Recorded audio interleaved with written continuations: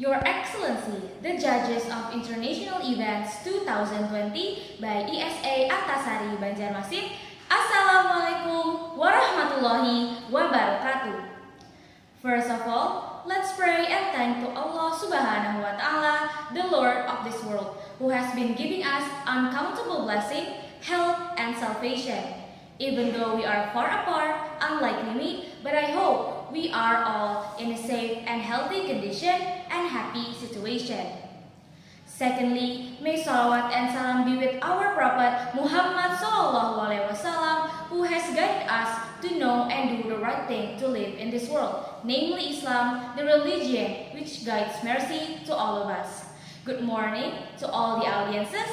My name is Hairafi Fadila Mukmina, as one of the representatives from Madrasah Aliyah Nurul Fikri Boarding School Banjarbaru. Before we get into the speech, let me start off by saying a couple wise words. The first one came from a visionary mind and groundbreaking entrepreneur, Theo Pistorius. If you don't step out of your comfort zone and face your fears, the number of situations that makes you uncomfortable will keep growing. Another wise words that hits me hard came from an American actress, Cicely Tyson. Challenge makes you discover things about yourself that you never really knew. What is the correlation between those wise words that I have said with the topic that I'll deliver to you today? Yes, crossing a limit. This theme is quite for us to hear. This theme is quite common for us to hear, But in its application, it's not an easy thing to do. So, today, I want to discuss about the usual difficulties that hesitate us to make a step further or an action. Why is it so hard for us to cross our own limit? The reason or the problem that usually distract us are difficulty in making decision, and we're too scared that we're going to be trapped by responsibility. Since we were young, we're always faced with decision.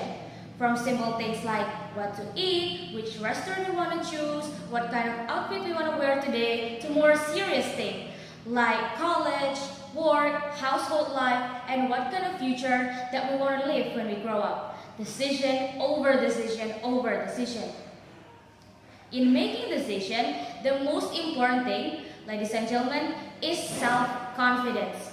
There's no such thing as a bad consequences in my opinion. It's just a matter of perspective. Because there are still certain lessons that can be taken, maybe not obvious, but learning from our experience in living the decision we choose is also a lesson. Many people feel that they are constrained because their future are chosen by their parents, because they are not strong enough and that they are not brave enough to make decision. So am I. I feel alive for other people, even though these other people are my parents, but still, maybe because I'm not ready to face the consequences. Basically, just shift my responsibility. It should be my responsibility to make decision for my future. But because I'm too afraid of the consequences of my choices, which at that time I thought could be wrong, so I asked someone else to make a decision on behalf of myself. Or because I was afraid that if I have made a decision and the outcome or the consequences were bad, and I am instead being blamed by my parents. So, ladies and gentlemen, try to avoid second-guessing yourself. Feel yourself worthy, incapable, not strong, and start to make a step further in action. Don't be afraid to try. Broaden our horizon, try a lot of things, choose between good and right and what we want to be good and right. Gather information from other people, hearing about other people's experience or from the internet. Asking God for guidance is also important. It's not a bad thing. It's not a bad to do things that we don't like, because being outside of that comfort zone matures us. If we only do what we like, what we are familiar with, then when will we grow up stronger and more flexible?